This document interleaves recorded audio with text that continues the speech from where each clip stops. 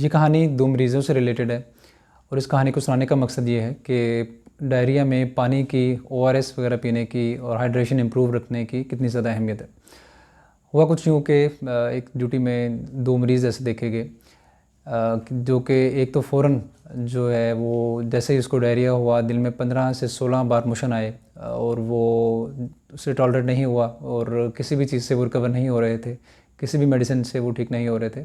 तो वो एक दिन गुजरने के फ़ौरन बाद जो है वो इमरजेंसी में आ गए और वहाँ पे उन्होंने आईवी फ्लूइड लिया और वो काफ़ी बेहतर हो गए। जब उनके टेस्ट वगैरह करवाए गए, चूँकि वो डिहाइड्रेटेड थे, तो इसके लिए क्राइटेरिया होता है कि पेशेंट कहीं गुर्दों के फेलियर की तरफ ना चला जाए। होता कुछ यूँ है, जब आप लंबे अरसे तक डिहाइड्रेटेड रहते हैं, बीपी कंसिस्टेंटली आपका लो रहता है, तो गुर्दों पे असर होता है और बहुत सारे ऑर्गन जिनको ब्लड सप्लाई मुतासर होती है वो काम करना जो है वो छोड़ जाते हैं। तो वो मरीज़ जो है वो 24 घंटे के अंदर अंदर ही हॉस्पिटल आ गया, उसको ट्रीट किया गया टाइमली। जब टेस्ट करवाए गए तो उसका जो RFTs थे, रीनल फंक्शन टेस्ट, गुर्दों को जो फंक्शन बताते हैं, उनकी वैल्यू 2.2 थी, क्रेटिनिन की वैल्यू।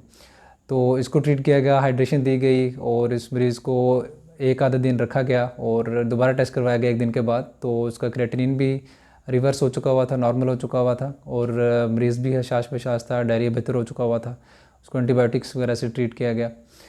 इसका बरक्स जो दूसरा मरीज़ उसी दिन आया था, लेकिन वो उसकी डायरिया की हिस्ट्री ज़रा लंबी थी। वो डायरिया होने के 3 दिन के बाद हमारे पास आया था और वो घर में ही इसको देखता रहा और पानी भी कम पीता रहा। पानी कई बार बहुत ज़्यादा पीने से भी ऐसा होता है कि उल्टी वाली कैफियत या मतली वाली कैफियत होती है और पानी ज़्यादा पिया नहीं जाता, तो उसको इग्नोर करते रहते हैं। उसका जो पेशाब की मिकदार थी वो कम आना शुरू हुई। इसका मतलब ये होता है कि गुर्दों का फंक्शन जो है ख़राब होता जा रहा है। तो इसके साथ जो है वो हॉस्पिटल आए कि पेशाब कम आ रहा है, जिसम पे सोजिश होती जा रही है। उसका जब टेस्ट करवाए गए और उसको हाइड्रेट किया गया अच्छी तरह, तो उसके जब टेस्ट करवाए गए तो उसका क्रेटिनिन जो है वो 6 तक चला गया हुआ था और उसको आप यकीन करें कि डायलिसिस की ज़रूरत पड़ी।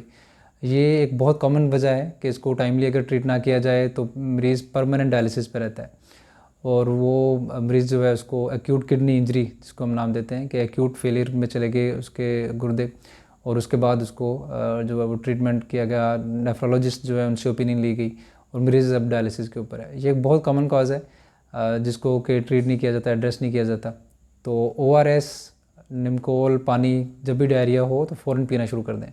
अगर आप टॉलरेट नहीं कर रहे, उल्टी मतली वाला दिल हो रहा है या ऐसी कैफियत हो रही है कि आपसे पानी ज़्यादा पिया नहीं जा रहा, तो फ़ौरन हॉस्पिटल जाएँ और ड्रिप्स लगवाएं।